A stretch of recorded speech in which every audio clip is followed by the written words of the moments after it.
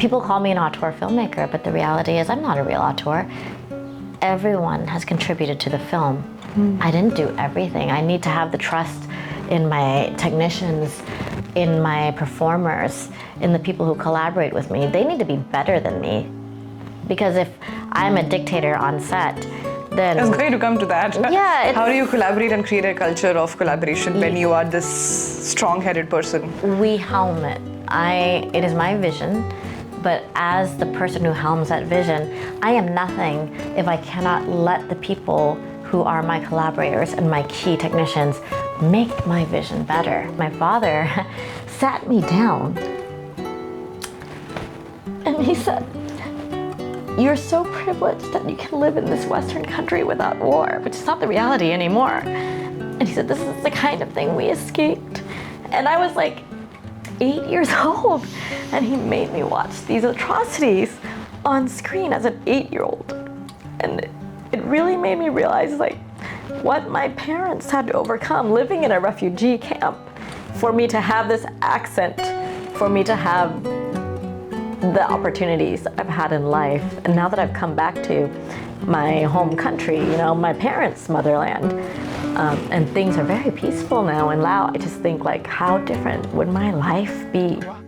For instance, I often run into this horrible problem, which I really hate, and it's that like I have a lot of Occidental guardians of culture who are telling me what a Southeast Asian film should be, who have never been to my country and who are telling me what a Lao film is or what authenticity is, and who are saying that I need to make that art house film where like nothing happens and it's like the ugliest wide shot you've ever seen for 15 minutes of people just staring at each other, and maybe they're communicating telepathically, but I don't know, I hardly know what's happening in that film, right?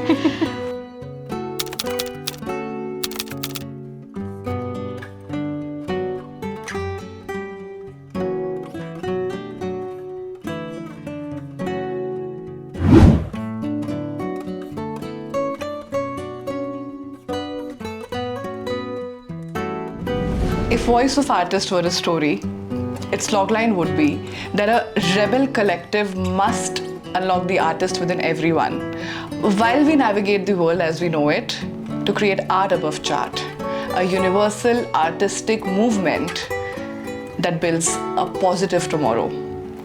Voice of Artist started as an idea in my and Ranaksh's mind, but it already has become a reality, and I am super thrilled to tell you about the guest that we have today who has made this into reality of how the world gets connected together, how the artists get unlocked by actually doing things which are not super realistic.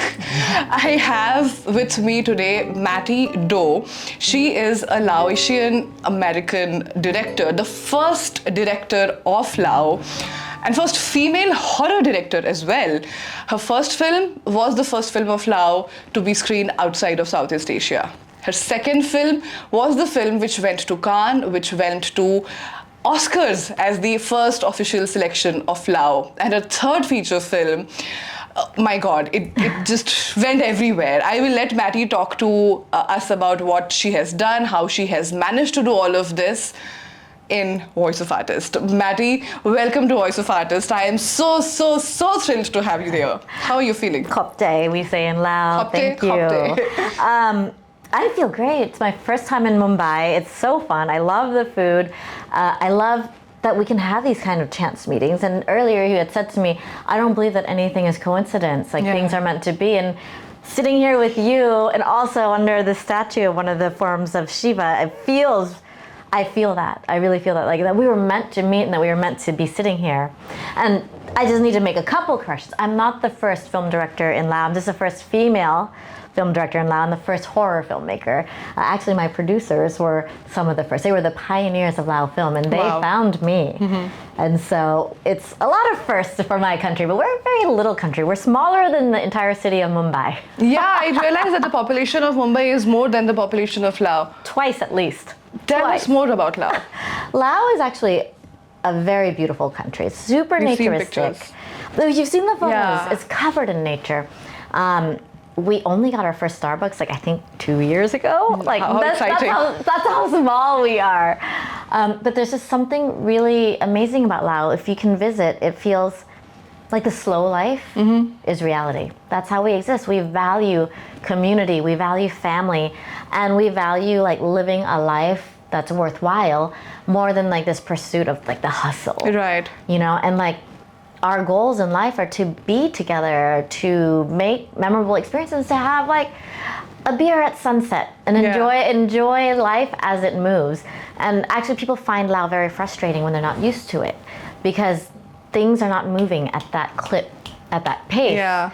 But that's not what Lao people value. Right. And I think that we have always been, unfortunately, we've always been rather, we had a very low GDP. Let's just put it like that. We have one of the lowest GDPs in the world.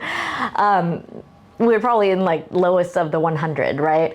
And because of that, we realized that, okay, we're not Japan, we're not America, we're not India. So what do we value? We value the quality of life. Wow. We value community. And isn't that priceless? It's priceless to me. And then we also feel like if you're going to try and force us to do something we don't want to do, if you're going to try and make us live a life that's not worth living, we don't want it. We're happy being poor and happy. It's amazing because how funny is it that, you know, with all the developments and advancements, what are people longing for? Peace and family time and community. And finding and being happy with what you have, right? Yeah. I mean, with the infiltration of globalism, of course, we're all connected to the internet now. We see what everyone else has. There have been issues. So now, like, the hustle is coming to creeping Lao. in. It's creeping in, like that influencer lifestyle of like, I have to have the Birkin bag, I have to have the Mercedes, it's creeping in. And it's odd to see this transformation, but one of the things that people really love or hate about Lao is the fact that that wasn't so prominent before. Do you know what I mean? I get it. And I'm curious to know, what role does art play in preserving your culture and balancing this transformation? Well, for myself, it's very important because one of the things, my project also did not play in Cannes. It was selected to be promoted in Cannes in development. So that's how I got the finance and met my producers for my second film. Right. Was as part of La Fabrique du Cinéma du Monde. And one of the reasons why that kind of lifestyle and that kind of isolation is important for us in Lao is I like to tell people, like, I actually feel like I have so much freedom to make the stories that I want to make in Lao. And people say, how can that be? It's a communist country. Like, you have censorship. We're not the only ones with censorship. Get real. Like, the censorship in America is, in my opinion, much worse than Lao. It's not as apparent. It's not as obvious. But, you know, I'm working on American films right now, and I am not allowed to cast random people. There's a list of names that I'm allowed to cast from. Define random. Random, like if I don't usually work with actors. I often work with non-actors. I prefer to. It's not uncommon for me to meet someone on the street and be like, you would look great on my film. Would you like to be in a film? Wow. Sign here. Don't come late. Like, it's very common for me to do that. Right. But in the States, you cannot. And I find it very restrictive. That you have all these rules that you have to play by, and it may not be like obvious censorship like in Laos or like in India, but in Laos the censorship is don't do anything overtly political. I'm not a politician. I'm not You make horror movies. I make horror movies, you know, and I'm not a documentary filmmaker. I don't know anything about politics, honestly. Right. So like, why would I make a political film? There is this thought process where people say every film or every cinema has some political subtext or the narrative that you're building. Would it be that? Even the way we navigate our child's elementary school experience is political. You, at your normal daily work, is it not political? Absolutely. You know, and in that regard, I guess you could say I have a lot of social commentary in my work. But in terms of like making fun of a president or making fun of a minister or bashing Not someone, in the face. not even in the face. It's just, it's nothing that I know enough about to even broach as a topic. Yeah. You know, to approach. Don't make pornography. I'm a prude. I'm not interested in making porn. Sure. I get embarrassed. Yeah. And I think that the one line I kind of cross, I mean, not kind of, I cross it often, is violence. I was going to ask you about violence. Yeah, violence is on the censorship list. I've been able to deal with it. I've been able to get exactly what I want on screen in Lao, because the reality is a lot of people who comment about censorship in Lao, and they're very negative, they don't even make the effort to go speak to the censorship board about why they're being censored or why they have been rejected. Yeah. I always do. I have gotten my script back with a big red rejection stamp before, and then like I'm knocking on the door of the censorship office, and there's only like fucking 6 people working there. They fucking know me. There's only 6 of us filmmakers She's in the back entire again. country. And they're like, oh, Maddie's back. Crap. And so like I'll sit them down and they'll be like, what do you want, Maddie? He's like, I got rejected. And they're like, yeah, you did. And I'll ask them why, and they'll be like, Maddie, like, you stab a guy like multiple times. And I'll be like, yeah, it's important that he gets stabbed. And I'll explain to them why him being stabbed multiple times is really important for the film. And they understand it because they're human. Yeah. They're human, and they understand why, like, in my form of storytelling, sometimes violence is something that needs to be a part of the storytelling. And in the end, they allow it. Or I've had a situation where they're like, okay, you shoot it, and then when you finish the shoot, come back and show it to us. Yeah. And it makes them very uncomfortable, but they come back, they watch it, and they're like, I get it. I understand why. Makes sense. Yeah, it makes sense why you needed that scene there. So is horror your genre and is fear your emotion? I would say that horror is definitely my genre. I mean, in filmmaking, we call genre film supernatural, horror, psychological thriller, action. It's all, we consider all that genre. I will tell you, drama and romance and comedy are not my genre. I just don't think I'm funny enough to be doing comedy. I don't think I'm a romantic. Like, I also don't think that romance is very associative. Like, It doesn't transcend boundaries? not at all. Not at all. When I watch the way like an American film handles romance, I'm just like, that girl needs a psychologist. That's not how we express, or whatever that we is. Yeah. Those would be othering. It's very othering. It's completely othering. But fear, as my like passion and like my interest, I think is very relatable. Everyone knows fear. Everyone gets scared the same way. Everyone gets scared the same way. Everyone fears the end of life. Everyone has that unassuredness about when does my life end? How does it end? And everyone has trepidation about it, mostly. Interesting. And that's something highly relatable. At this point, I want you to close your eyes for me, Okay. if you trust me. Just close your eyes. There's other people watching, so I trust nothing's gonna happen. Go back to your childhood. You were born and raised in LA, so go back to California. And find that memory when you were scared for the first time. You can open your eyes. There's a couple, but yeah, 2 stand out. One's super silly. Okay. But do you mean scared like just real fear, or fear of a film? Both. I'm just curious to see your perspective as an individual, as a kid. What fear was for you? From there, you've become a filmmaker who specializes in creating fear. I consider it a horror film, but most people wouldn't. Yeah. Was this film called The Killing Fields. Not watched. The Killing Fields was a very old film about the Khmer Rouge and about the genocide in Cambodia. Okay. And about a Western journalist who goes and he's covering the genocide there, and in the end they have to escape, and he's unable to take his partner in journalism with him back to I think it's the States, or maybe I'm pretty sure it was the States, and they were trying to get his passport made and couldn't. So his partner is stuck in Cambodia during the time, and he's like a prisoner of war. Just horrible things happen, and it was one of the scariest experiences of my life, because my parents were also refugees, not, within that time period, around the 70s, 60s, etc. Like, there was war all over Southeast Asia. There was unrest.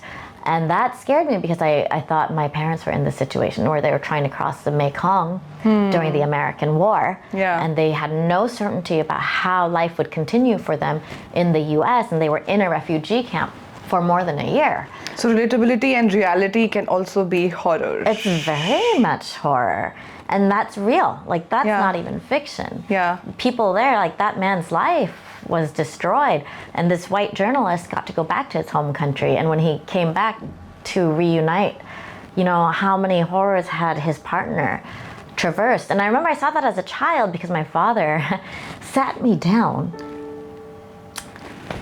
and he said, "You're so privileged that you can live in this Western country without war," which is not the reality anymore. And he said, "This is the kind of thing we escaped." And I was like 8 years old, and he made me watch these atrocities on screen as an 8-year-old. And it really made me realize like what my parents had to overcome living in a refugee camp for me to have this accent, for me to have the opportunities I've had in life. And now that I've come back to my home country, you know, my parents' motherland, and things are very peaceful now in Laos, I just think like, how different would my life be? Wow. What would my life be? Would I be like just a rice farmer? What would we be like? 'Cause we are not privileged people and we had to start from scratch in America.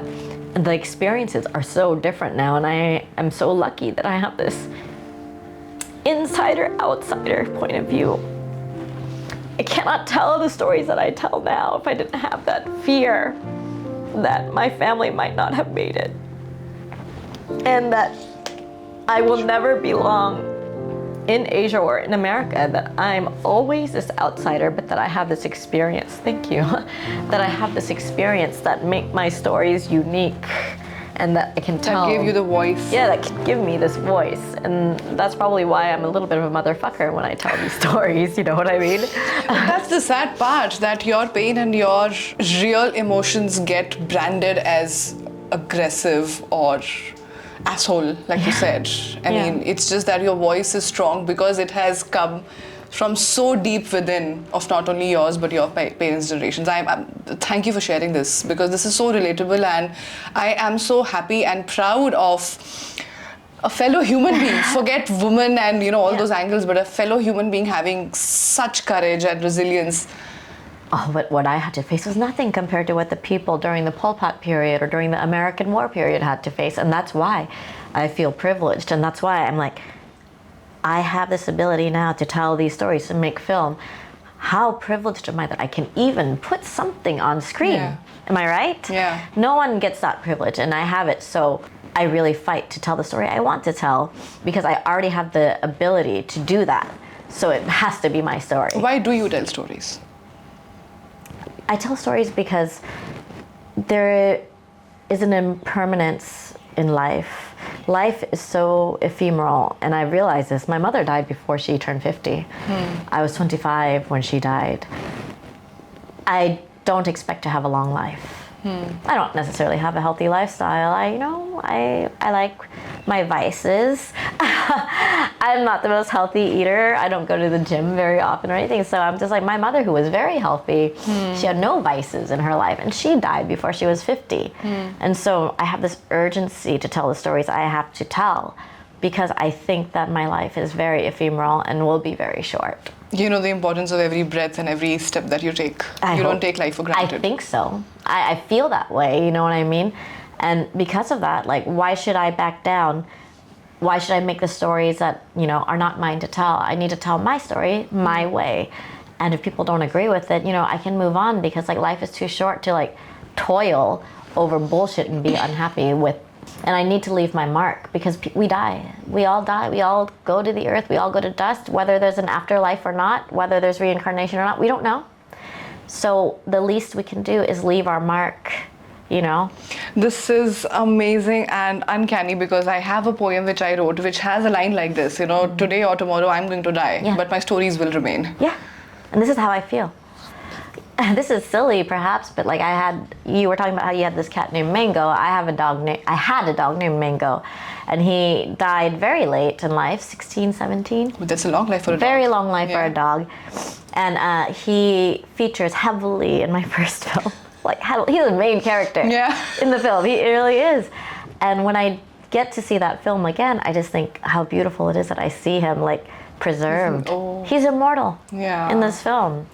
And then it really made me understand that like the thing that I transmit to people on screen, say we go Mad Max and it's totally dystopia, we don't have electricity, at least I left my mark there, you know what I mean? And people will read about it in history books, they'll read about it in collected experiences that people have had seeing my films. I existed. I planted my seed to the people who wanted that. You know? It's funny because, you know, we've seen maybe 2 or 3, max to max 4 generations is what we remember, and then we forget. Then our existence is as if it never happened, or was it a dream? But what you're creating is going to stay there. Yeah, for the people who want to experience it. Sure. Yeah, because what I'm making is not for everyone. It's for the people who want it. We talked about why horror is horror, or what makes horror horror. It could be real life experiences, it could be fantasy, it could be something else, which could be supernatural. I want to ask you, have you yourself had any supernatural experiences? Because in one of the film's Dearest Sister, the sister starts seeing or hearing spirits when her vision goes away. And I love the juxtaposition that you have created, that your vision is getting blurred, but then something else is getting opened. Other ability comes, another door opens. I love it. Yeah. But have you had any experience yourself? Dear Sister is based on a real supernatural occurrence in my family. Okay. Not my own. In fact, for myself, I think one of the reasons why I'm so fascinated with horror is because I'm very curious. Because I feel like I haven't had the kind of supernatural experiences that other people have claimed to have, and that I have witnessed not for myself, but from my mother. And Dear Sister definitely came from my mother, who passed away.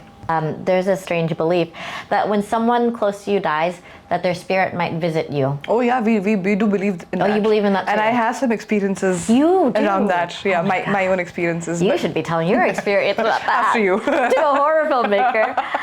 But that's not the weird part, because like you said, many people believe in that, and even like Occidentals believe in that. The weird thing is, we believe that they can come visit you in a dream or in a strange like occurrence that is symbolically them, and they give you lottery numbers. Yes. Okay. Yeah, very weird. Like future prediction or helping you be rich. Correct. Isn't that weird? It is weird, yeah. But how small is the world, where I remember I showed Dear Sister in Italy, and some Italians came to me and like, we believe that too. And I was like, whoa. Really? Like, I thought it was so strange, and I'm a Lao and Thai person, and I thought it was a very strange belief. In fact, when my mother passed away, so many people came up to me and asked me, does she bring you numbers? Does she give you numbers? Wow. And I found it so disrespectful. Very disrespectful, because I was like, my mother just died. Yeah, and you want the fucking lottery from me? Yeah. And so what if I got it? So what if my mom came to me in a dream, all like, yeah, that has become about that. Like, I'm not gonna give it to you. Yeah. And you know, my father was very sweet. He's like, Mattie, just don't. It's their culture. It's what they believe in. Don't worry about it. Don't let it get to you. But I thought, what if she did bring me numbers? That's blood money. That's money that a ghost, upon someone's terrible death, has brought to you. Why would that number be considered like auspicious? Yeah, it would be cursed. I would feel so. For me, personally. Yeah. If my mother were to have given me money, I would expect for her to want me to use it for something not selfish, not personal, not in the pursuit of wealth. Right, like give it away. And that comes up in Dearest Sister. So in Dearest Sister, all the numbers are very inauspicious, bad luck numbers, where people feel if you get this number, like the number of the centipede or something like this, because they have animals that represent numbers, you should take it to the temple and give it to the monks, donate it. And every number that young girl gets, she plays it and she uses it, and it just takes her onto a spiral of greed and lust, and she loses herself, and she loses her relationships out of her greed and desire, and that's something that made me think of the experience. But the biggest supernatural experience that I have ever witnessed, also related to Dearest Sister, was we were in America, in California. I cannot remember how old I was. I was young, not even in high school yet. And I remember one night, my mother was strange. She loved home decor. She was the kind of person that would make like couch covers that were seasonal. So this would become red during Christmas, or you keep changing it. Pink for the spring, right? And when she was stressed, she would redecorate the house. She would move furniture around. It was her weird way of dealing with the stress. And there was one night, it was super late. It was like 1 a.m. or 2 a.m. or something weird like that. And we heard weird sounds in the house. And we all woke up. We're like, what the hell is that crashing and weird squeaking sound? And it was my mother moving furniture around in the house. Yeah, doing her artistic stress relief, right? Yeah. And my dad was like, what the hell's going on? Why are you moving furniture in the middle of the night? You're like moving a couch at night by yourself. Like, yeah. And she's like, I just had the most terrible dream. I couldn't sleep. And she was like, what was a dream? And she said, I dreamt of my auntie who raised her, who had adopted her and raised her and took her out of the countryside to Vientiane, Laos. And she came to me and she was trying to speak to me. Her face and her skin was so cold and white. And she looked wet, like she was soaked in water. And she tried to speak to me and only water came out of her mouth. And so real. Like, yeah, creepy, right? And we were like, yeah, okay. And my dad was like, it's just a bad dream. Let's just go back to bed. And she was alive, that auntie? As we were going back to our rooms, the phone rings. Oh my God. At like middle of the night in California. So you can imagine what time it is in Laos, in Asia. And we all stopped. We're like, what the fuck? And back then this was like, do you remember the days of like long distance people? Yeah. The calls would be very expensive. So expensive. And calling cards and shit like that. Yeah. And she goes to pick up the phone and we're like, who's calling in the middle of the night? And it was I remember very clearly, I was sitting on the arm of the chair and she's like, yes, okay. And then she just starts crying. She hangs up the phone and starts crying. And we're like, what happened? And she's like, that was a call from Laos. And it was my family. And they said my auntie, who raised me, had an accident and died. She and her husband went fishing in the Mekong River. And yeah, it was insane. Like, this is the first supernatural experience that I'd witnessed that wasn't my own. Yeah. And a storm hit. Like, back then we didn't have the weather report like in our phones that were so they had no idea. A sudden freak storm hit, the temperature dropped. I'm sure it wasn't like very bad, but like for Lao people, we live in like 40-degree weather. Yeah. And their boat capsized and she fell in the water, and her husband was worried that she would freeze to death because it was so cold. He took her out, put her in a tree, and was like, weather the storm here, I'll stay in the water. And he like tied her to the tree even so she wouldn't fall in the heavy winds. And she died from hypothermia, from exposure. So the rain and the wind and the coldness actually killed her. And she'd come to my mother. Just before, and we witnessed it. Like, not her vision, but the moment, because she described it so apparently to us. And so in Dearest Sister, when you watch Dearest Sister, spoiler alert, you learn that the ghosts that the blind sister or the blind cousin, they're actually cousins, the ghosts that she's seeing are not currently dead, but they're premonitions of death that is coming. And exactly like what my mother had, because I'm not sure exactly the time frame of the death, but my mother saw her aunt before. And then we got the call. How did that make you feel? Then and now? I mean, it stayed with me to the point where I made a film about it. I made a film about it. You know what I mean? And actually, there's this one of my favorite scenes in Dearest Sister. It's very impactful. Is when the main character's mother comes to her, and she's torn up. She has not had a good day, and I wanted it to be a water scene. I wanted it to be where like she was at a swimming pool and she saw her mother come out of the water, and I wanted to hearken that imagery that was so strong for me when my mother had mentioned it. But we didn't have a location with a pool and I couldn't afford one, so it's this. So it's what we have in Dearest Sister. Maybe some sequel eventually. We'll see. With a different ending. I read somewhere that you opened up your first film and you made all your footages available for people to edit it again for you? I have some pretty interesting edits, actually, from like random young people who are trying to learn film and trying to study film. And my theory on filmmaking, not just filmmaking, on anything in life, is you don't know what you don't know. You really don't.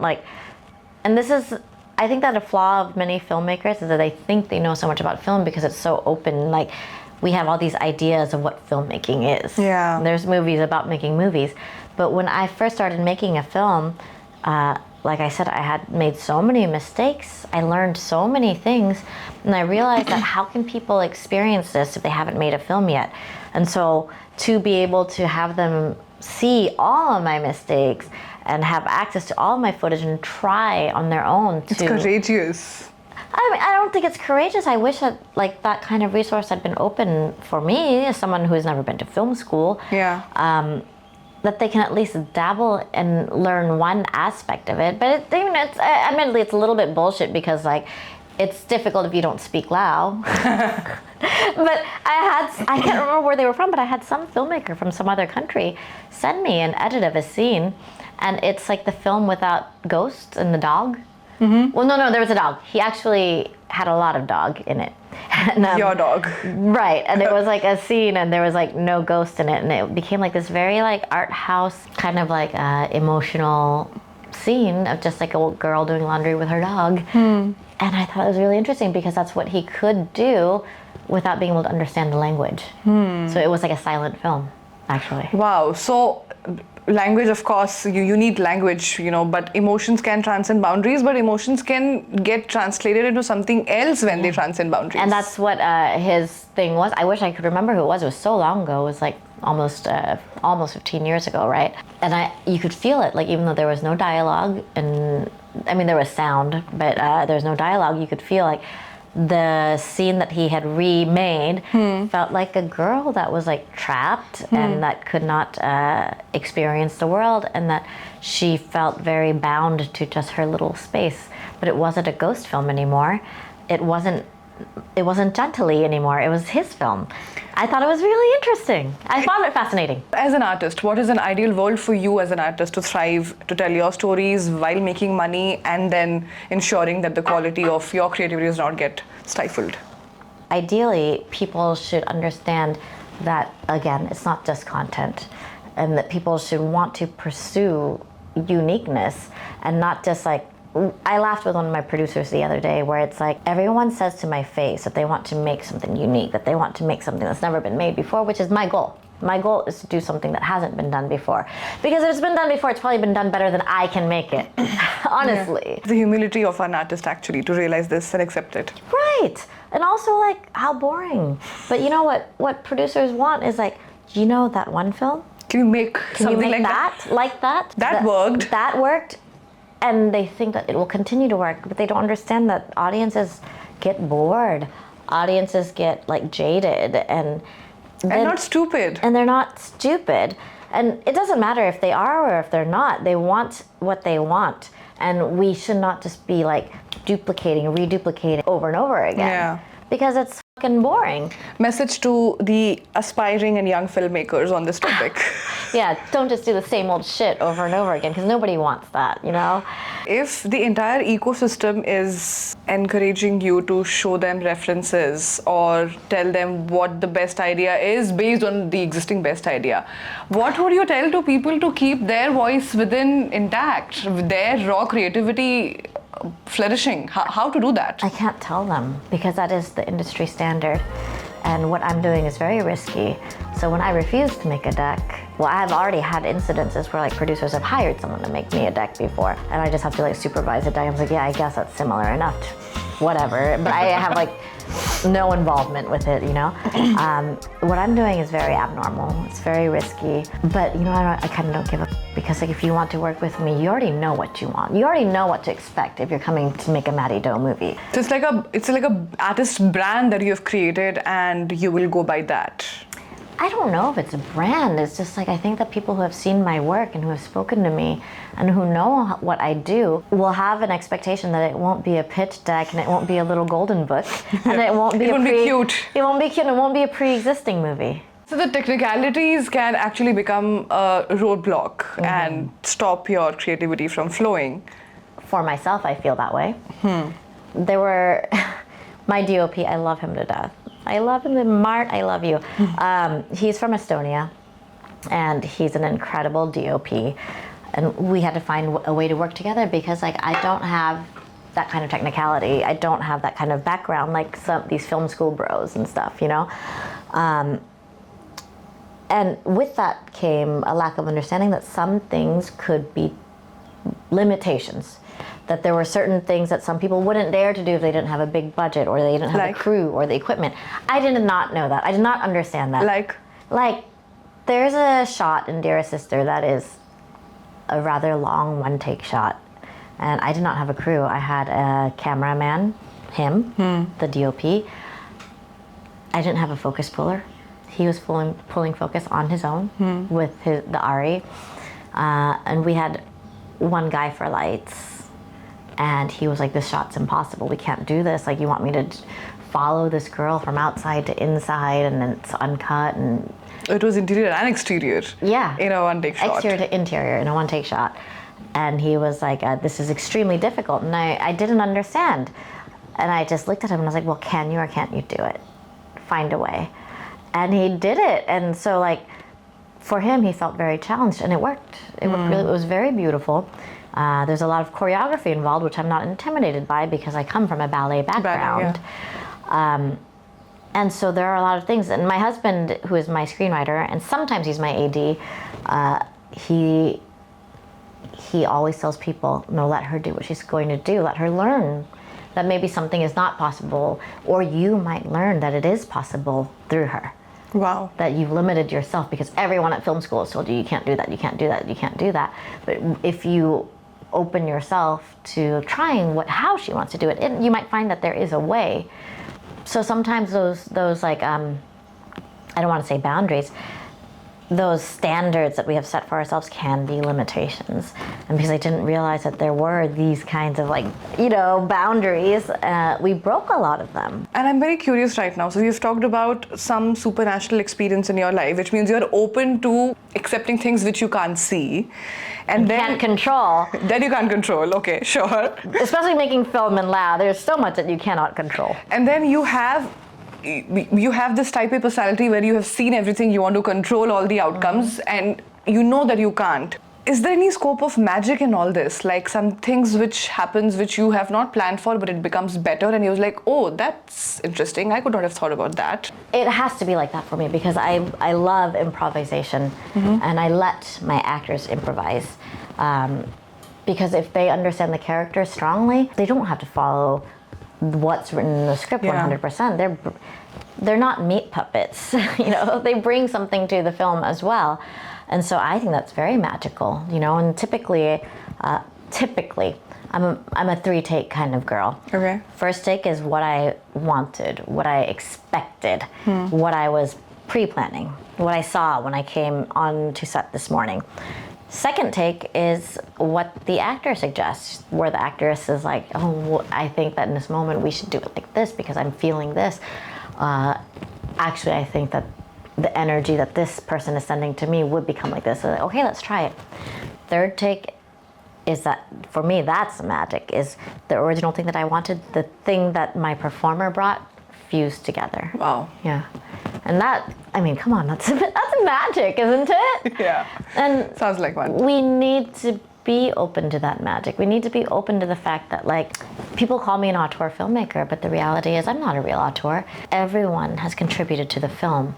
I didn't do everything. I need to have the trust in my technicians, in my performers, in the people who collaborate with me. They need to be better than me.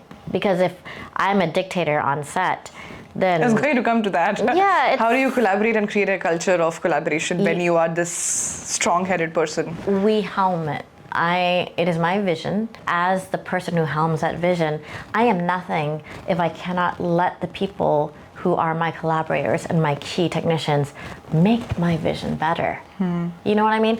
There are very few people in the world who can do that, I think. Yeah. That is not the common experience. That is not the majority. And if we are like complete control freaks on set, then we're locking ourselves off from a magic that could happen. You know what I mean? Yeah. Mattie. Yes.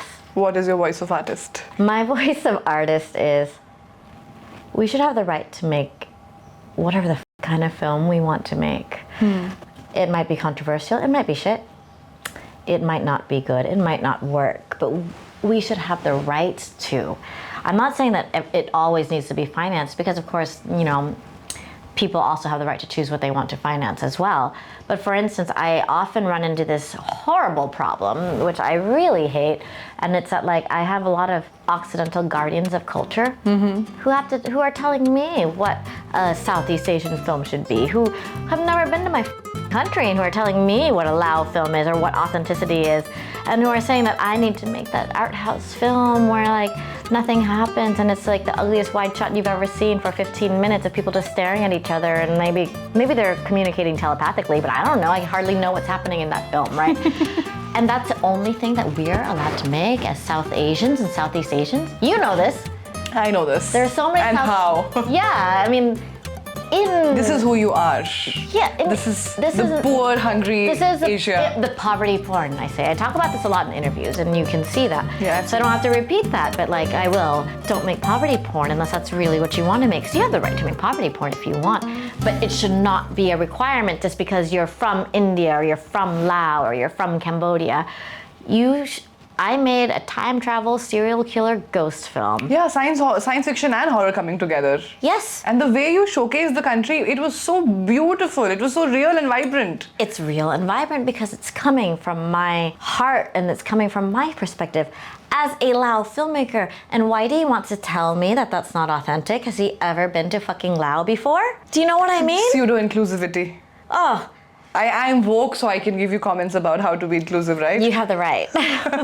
And like, why do people want to put these limitations on us? Like, why is it that an Indian film always has to be like poverty porn, a woman working in a sewing factory who gets raped and her dad dies of cancer? It has a dance sequence happening. Of course. and then she does a dance where she sings mournfully about how her mother is a drug addict and her brother's an alcoholic who takes all of her factory money. Yeah. Yeah, like, you even know the films that I'm talking about. You know, why can't the films be something as fun and as simple as Three Idiots? Do you know what I mean? And why can't the film be a tiger hunting a bunch of British people down at a party like RRR? Actually, like, I know that's different. I know that that's giant blockbuster popcorn. It's fine. Yeah. But I like blockbuster popcorn, even though my films are not like that at all. RRR from director Rajmouli, actually, like, there was a moment that inspired me. My films are nothing like his. They never will be, because I'll never be able to afford that. Yeah. But I read an article once. Actually, it inspired me to see RR, because even though everyone's like, oh, you gotta see it. I was like, okay, I'll see it. But I read an article once about how British people were pissed about the film. Yeah. Pissed, and they're like, oh, they portray us as these villains. And it's so like, I don't know, they just really hated the lens which he turned onto them. Yeah. And I was shocked. I was just like, but you were the baddie. Like, wait. But you were the baddie. And of course, there's plenty of us Asians who still like sympathize. We have the colonial background. We still sympathize with the colonizer. Yeah. We still sympathize with the colonizer. I see it all. I mean, I was in BKC. I saw like there was a certain type of woman studded in diamonds and gold, and she speaks like this, you know, and perhaps she has an Hermès bag. Yeah. She's better than her own people to her, in her mind, because she's more like the colonizer. We have this in Laos. We have a bunch of Lao people who speak in their own home French, who laugh about how uneducated the rest of Lao people are. I don't eat that shit. It stinks like fish sauce, because fish sauce is delicious. Because they're more, I prefer baguette. you know what I mean? Yeah. And they're like having champagne and caviar, and I'm just like, okay, whatever. And how mentally colonized are we? Because that's elite in your mind. It's to them. Yeah. It's elite, and okay, that's fine. Like, you can feel elite. You know, like when like I get to go to a film festival, I feel very elite too. And like I said, I'm so privileged. I get to tell my story. But why do I have to be put into these constraints of what kind of Lao story I can tell? I'm not even talking about the rights anymore. It's just like, let us fail. Let us make our decisions. Let us make our stories. Maybe the story's shit, maybe it's not. But why are foreigners telling us what is Lao and what isn't, or what is Indian and what isn't? Yeah. And what horror films, now they're trending, by the way. Like, horror films are trending now. But when I was making films, people Back in considered it- 2012. Yeah, people considered it low. People considered it base. People would come up to me in meetings and say, does it have to be a horror film? Like, the story is already strong. Why does it have to be a horror film? And I was just like, because for me, that's a strong part of my culture, and it's what I want to use as a vehicle, for my storytelling. And so, why are you telling me to cut off this part that is extremely loud? Lao people are very superstitious, and if you ask us to cut the supernatural part out of some of these stories, and it's already sanitized, and you're already whitewashing us. And I was very shocked by this because, like I told you, I'm an outsider and insider. I'm a little bit of everything and none of any of it. Yeah. And yet these people who have nothing to do with my country or my culture are dictating to me the story I should make and can make. No. Not happening. And that is, for me, the voice of art. I have this responsibility and I have this right to have a voice. I'm only one voice in the art that I'm doing right now. And I need other people to put their voices in, whether I like it or not, whether I agree with it or not, who gives a fuck? But you have a voice and you should use it. What would the young Mattie say to you today? The young Mattie who was in LA, who watched Killing Fields and was traumatized? Yeah. I think that the young Mattie would also know, because I was very flexible even as a young girl. As a young girl, like, shit went wrong. Things were always like messed up, and I had to be flexible. I had to roll with it. So, like, in that regard, I haven't changed much, honestly. Things are unpredictable, but I think that what the young Mattie would say is understand that, like, the path that life gives you is not always the expected path, and that can be a very beautiful thing, and dare to walk down that path. Wow. You know? I think that that's what the young Mattie would say, because the young Mattie was pretty unafraid. The older you get, the more fearful you become, right? Yeah. But young Mattie was just like, fucking go down that dark fucking path. What's there? What's there? Let's go see. Thorns. Blood. Blood, a lot of it. But thank you for such a hopeful and liberating statement to end this conversation with. You know, have the courage to just go down the path and discover for yourself. Who's stopping you? What's stopping you? What's stopping you? And if you don't discover for yourself, won't you have regret? Won't you always have that regret that you That's the didn't most discover? useless feeling ever, It's I feel. very useless. We have one life to live. Maybe, like, you go down that path, you get hit by a bus, but, like, hey, you tried. You know, it's an experience. Yeah. And if life is not about experiences, then what are we even doing? Yeah. Honestly. Mattie, thank you so much for opening your heart and mind Thank to you, us. Mecca, for having me. I'm really happy that I could be here on Voice of Artists. We were meant to be. I think so. Yeah. I mean, the German brought us together.